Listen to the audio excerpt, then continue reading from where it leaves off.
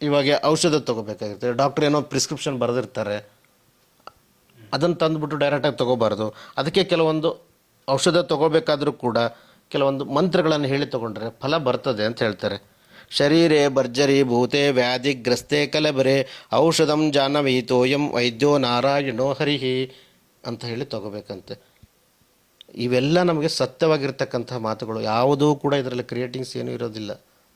ನೋಡಿ, ಹಿಂದಕಿನ ಕಾಲದಲ್ಲಿ ವೈದ್ಯರು ಅಂತ ಮನೆಯೇ ಇರ್ತಿತ್ತು, ವೈದ್ಯರು. ಇವಾಗೆಲ್ಲ MBBS ಡಾಕ್ಟರ್ ಆಗಿದ್ದಾರೆ.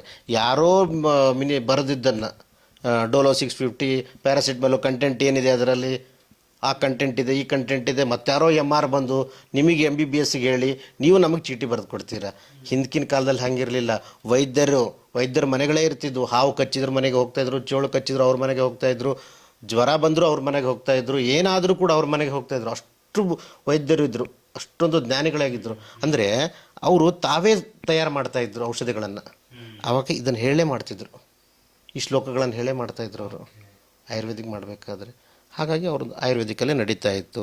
ಶರೀರೇ ಭರ್ಜರಿ ಭೂತೆ ವ್ಯಾಧಿಗ್ರಸ್ತೆ ಕಲೆಬರೆ ಔಷಧಂ ಜಾಹ್ನವೀತೋಯಂ ವೈದ್ಯೋ ನಾರಾಯಣೋ ಹರಿ. ವೈದ್ಯನನ್ನು ಭಗವಂತನಂತ ನೋಡ್ತೀವಿ ನಾವು, ಪ್ರಾಣ ಉಳಿಸೋದೇ ಆತ. ಹಾಗಾಗಿ ಈಕ್ವಲೆಂಟ್ ಟು ಗಾಡ್ ಅಂತ.